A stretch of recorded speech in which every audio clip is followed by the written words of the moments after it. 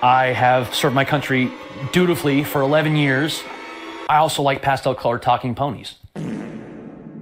Bronies. The unlikely fans of My Little Pony Friendship is Magic, an extension of the My Little Pony franchise that is traditionally targeted at little girls, who simply aren't afraid to admit they enjoy a colorful, fun show. Their existence is so widely known that they've been covered in multiple news segments and even been the subject of an entire documentary, and mentions of My Little Pony anywhere online will probably incite some whisperings of them. They spend their time going to conventions, wearing merchandise made for little girls, and finding forums to post NSFW media for them to clop to. And yes, there is a term coined specifically to reference bronies masturbating to porn made up of characters in a kids show about ponies that live in Ponyville. And you know, with all the horse stuff going on, why not get into some fun conversations about freaks who are into ponies? Somehow seems to be a pertinent topic nowadays. You can see this is an example of the kind of structure that I'm referring to. What? I want to fuck a woman as a horse. But the unexpected applications of and conversations surrounding My Little Pony Friendship is Magic certainly don't end there. What if I told you that there are those who believe My Little Pony actually targets disillusioned young white men looking for purpose, and is the real key for survival and advancement of white nationalism? But we're getting ahead of ourselves. As you may expect, conversations about the show would not exactly be welcomed with open arms on every forum, for somewhat obvious reasons. But one forum made a board for the bronies so they could stop being constantly bombarded with Pinkie Pies and whatnot. 4chan created a board titled MLP to house these conversations. What could possibly go wrong with that website? Do we even know who is this 4chan? Anyway, 4chan does something wacky and quirky for every April Fools, and in 2017 their idea was to combine certain boards with each other that would surely result in some tomfoolery. One such combination was ML Poll, the combination of the MLP board and the Politically Incorrect board, which was a place for political conversations that had some unique opinions. For reference, it is more colloquially referred to as introducing Nazis to bronies. Since the poll board didn't have not safe for work restrictions, while the MLP board typically did, predictably the board was initially flooded with inappropriate material that I'm sure the bronies' counterparts really took a shine to. But when this flood died down, some surprisingly began to engage in enlightening conversations. Some notable examples include asking which pony would be Hitler's favorite. You would have chosen Pinkie Pie, or referring to the Holocaust as a silly mistake done to help Hitler's friends. My favorite instance from this time was when these interesting fellows came up with a new pony named Ariane, a white blonde pony with blue eyes who is the ponification of Nazism. By the way, her cutie mark was a heart with a swastika on it.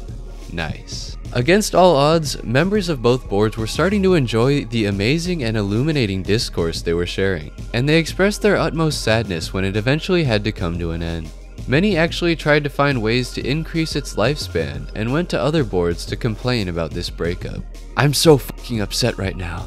They took away the one board that actually drove away the Redditors, shills, and shitposters. It was going to be a glorious place where we could actually talk politics without autistically screeching and shitposting. Yeah, the brony porn wasn't shitposting, okay. Maybe these pony weirdos aren't as bad as Democrats at least.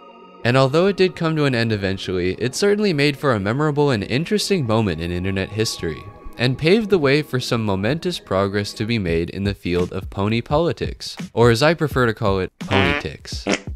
But this wasn't the first example of right-wing ponytics online. Some of the earliest examples of these fine specimens, and the main topic of this video, is the My Nationalist Pony blog, which was eventually published as a book, a compilation of enlightening takes from the illustrious scholar known as Buttercup Dew, who now writes about anime, science fiction, and other cultural and political topics. This is his first book, and oh boy is it a doozy. As put by bookshop.org, he gives a new rightist reading to My Little Pony, and argues that in addition to its wholesome stories about friendship and acceptance, it is at its core Eurocentric, pagan, and deeply conservative. He also argues that Equestria is a utopia because the characters do not mix races and are not influenced by foreign cultures. Well, boys and girl, I was able to get my hands on this absolute gem of a book, and I gotta tell you, it is quite the read. Who's really as dedicated as Golden Boy in the YouTube space? But don't just take my word for it. According to Max Reed of Gawker, this is unquestionably the greatest blog of all time. And James O'Meara, the author of Magic for Housewives, says you should give it a shot.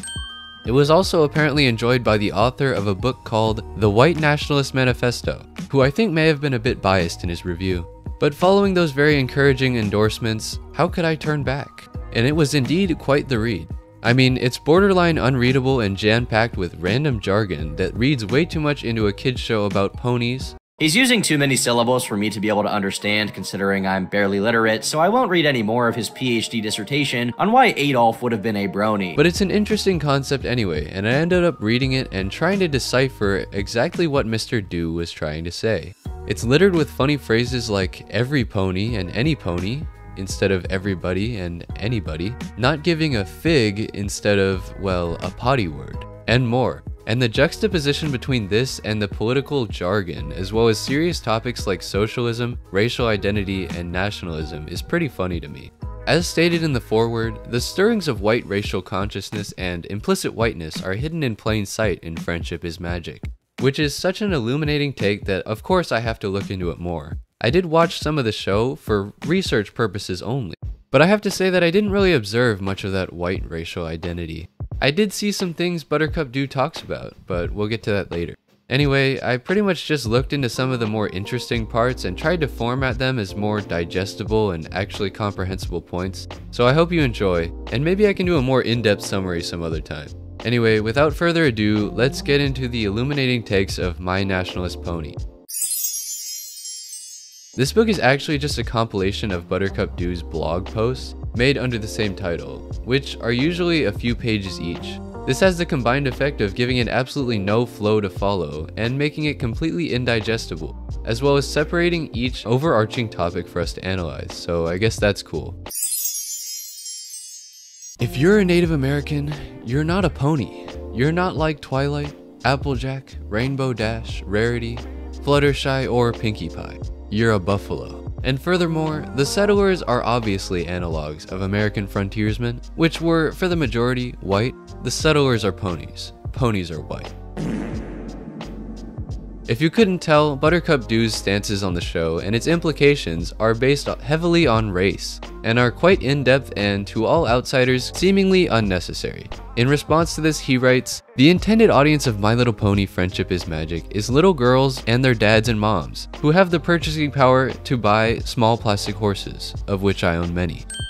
But the offshoot of 14 to 35-year-old bronies emerged, much like, and I'm quoting, a deranged science experiment. Buttercup Do describes his audience as an implicitly and heavily white group of young men who are suffering from total disillusionment with modern life, casting around for an identity and meaningful purpose. Basically, the target demographic that white nationalism needs to capture if whites are to survive. In an interview done on a white nationalist website, Buttercup Do states that Friendship is Magic operates on principles of friendship-based ethnic Eurocentrism, and that in any given episode you will encounter implicit whiteness and traditional Occidental civilization. Among the countless instances of oversharing and basically his whole life story, he summarizes the conflicts of the show as being the characters coming to terms with their destiny, which is determined through unique and indispensable racial biology. To my understanding, this basically refers to how each pony gets a cutie mark and has a specific thing that they are predetermined to be good at, and that this determines their place in society. And he's also probably referencing the separation of the different species, and how all of these things pertain to race. Buttercup Do goes so far as to say that Bronydom is, quote, a surrogate white nationalism. He states that white nationalism fails to provide an easily understandable and simple worldview. So some were eager to jump into Friendship is Magic in order to fill this hole with a show that taps into racial consciousness. Essentially, the cutie marks of ponies are religious and cultural currency, and the white nationalist movement should tap into this by doing things like sewing life runes into their uniforms. All they needed was to give their soldiers cutie marks and they could revive their whole movement.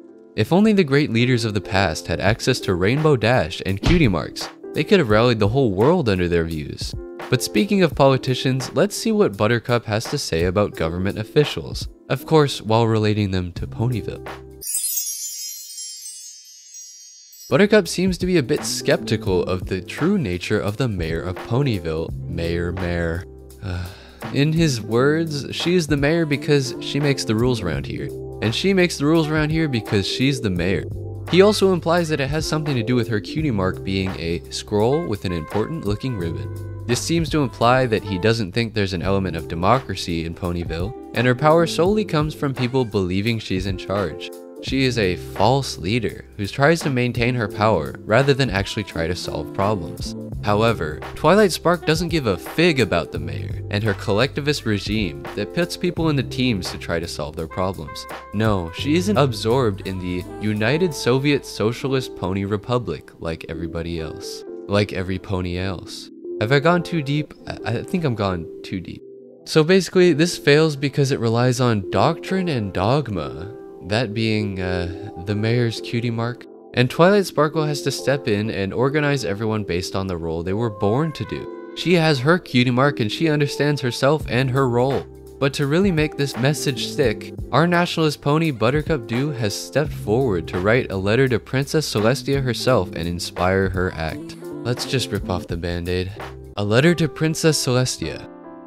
Today I realized that in order for every pony to succeed in our collective endeavors, it's best if every pony knows each other. That way, no pony gets put into a block role he won't succeed in, like Ditsy Do. And any pony who has a better way of doing things and can share it for the benefit of all, like Twilight Sparkle. I don't know if you put the mayor in charge, but I think it's kind of funny that someone so useless would be so strongly believed in. Over here on the other side, we often have people who are put on top because they seem to be good officials and for no other reason.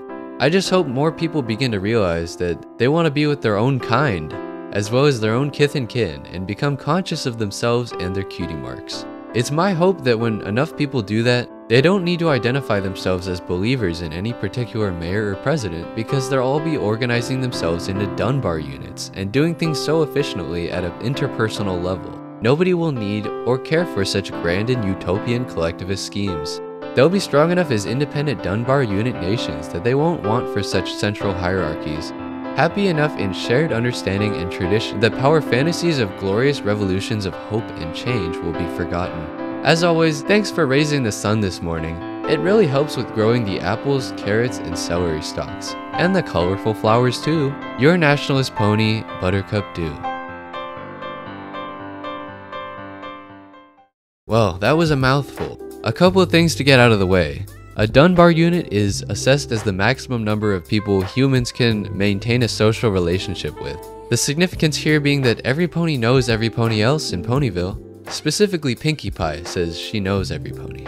And that's the largest the organization should be, as opposed to Philadelphia, which wouldn't work. I'm sure Princess Celestia will put a lot of thought into her response to Buttercup and come to see the light. I think I'm going a little ditzy-do reading this book. But we're not through everything yet. Some of the portions of that letter and his rant about Mayor indicate that Mr. Dew is not a fan of communism, and he makes it a point to clarify his stance against it throughout the book. Let's take a look at some of his stances here. When describing the groups Mayor put the ponies in that he just took a pony poo on in his letter, Buttercup states that each pony had their little Maoist jacket on, and uses some more imagery, including alluding to a dolphin that had strong stances on ethnicities.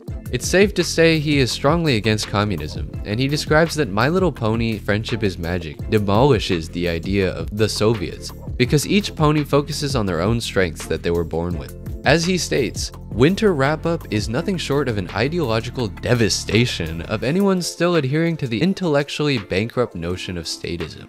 He also dubs Mayor as the dictator of the proletariat.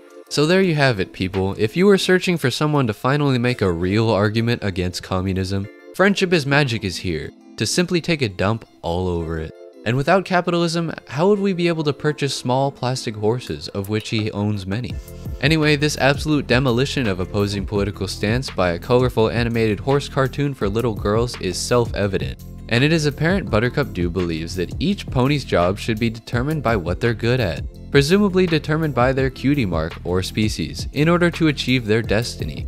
It's an odd juxtaposition in my opinion to be opposed to the government mandating what people do, but subscribing to the viewpoint that the circumstances of our birth predetermine everything we must do anyway. But what's even more odd and quite frankly sad is the fact that I am here overanalyzing someone's political overanalysis of My Little Pony. Even if I had like 1 million subscribers, I feel like I would still be wasting my time.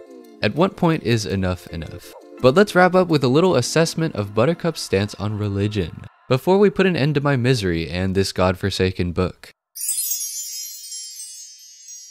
While describing that Ponyville is a hierarchy of inherent abilities and inherited roles, Buttercup Dew states that the show is titled Friendship is Magic because friendship literally is magic. So basically he describes how the ponies defeat discord by recalling their friendship and love for each other. Aside from using the word schlockily, which actually I'm not sure if that's a word or a deranged pony pun or something, Dew eloquently assesses this scene from a children's show about colorful ponies as mutual affection and understanding allows us to transcend our physical limitations. This apparently somehow translates to friendliness is next to godliness. Every pony knows this, of course, and passes this down generations, and it becomes tradition. This gets every pony out of bed in the morning, and probably most alt-rightists. What the fuck am I reading? This culminates in a constant joyful jihad for self-improvement and betterment. So basically, their religion, which is basically friendship, is real and has actual powers and improves society in a tangible way. So friendship is magic. On page 134, yes, there are over 100 pages in this book, 166 to be exact. This guy literally just puts a side-by-side comparison of Jesus Christ and Princess Celestia. Jesus is well known for being crucified, disliking moneylenders, and turning water into booze, while Celestia is known for raising the sun, maintaining harmony, and ruling Equestria. So basically, Princess Celestia promises and demands nothing and claims no moral ground. Apparently Jesus has no grasp of economics and is okay with killing children and positively encourages it, and is egalitarian, whereas Celestia likes the rich, understands children, and allows different species to voluntarily separate each other. He then gives an at-length description of the differences between biblical monotheism and equestrian paganism. You really can't make this shit up. This dude is insane. I'm done reading this insufferable book. So, it's obvious that Buttercup Dew might have some sort of underlying issue. His remarks about unfulfilled young white men who are searching for purpose seems like they hit a little close to home, and I suppose he's just probably terminally online and trying to find a way to cope with his insecurities or lack of a life in general. I honestly have no clue what is going on with this absolute specimen, and that's as far as I'll go by way of a psychological analysis. This book seems like a schizophrenic mess of blog posts cobbled together that just uses way too many pretentious vocabulary words mixed in with pony slang, which is kind of funny but makes for a horrible reading experience. I don't want anything to do with this book anymore, and while on surface level it seemed funny, I think I'm done. That being said, if you want me to go more in-depth in an actual chronological recounting, or if you want me to cover any similar or loosely related topics, make sure to let me know in a comment and I'll consider it. As always, make sure to like the video if you liked it, dislike the video if you disliked it, and leave a comment with any thoughts below. As well as make sure to subscribe to get your cutie mark. I think mine would be like a big huge muscly arm with like some really cool stuff, like maybe a dinosaur or something. Anyway, that's all. I'll just leave you with some more funny quotes. Even my mother has read, with bafflement in her mainstream British newspaper, that members of the military are sewing symbols of flying ponies into their combat uniforms. In our atomized modern societies, we live with the myths of liberalism and equality. This is a particularly tricky analogy to work with, but clearly there. Princess Celestia herself transcends regular ponies by merely existing in Friendship is Magic universe. Analogies for historic European warriors. Commander Hurricane / Spartan Rainbow Dash in one spectacularly pro-white episode, Hearthwarming's Eve, which covers the tripartite of European society. Earth Pony Agriculturalists / Flying Pony Warrior Technocrats / Unicorn Aristocracy. Rejected a girl because I only go for pony. Is it too much to ask to have a nuclear family with a mare? Pony bros. Become a true mare schizo and get a tulpa. A tulpa is basically an imaginary friend that you can see and feel, by the way. And us as, we're pathetic, basement dwellers, people living in their mother's basement and stuff. And it's like, you know what? No, I'm not some out of shape, lazy man-child. I have served my country dutifully for 11 years. I also like pastel colored talking ponies. Got a problem with that? Alright, I'm done. See ya.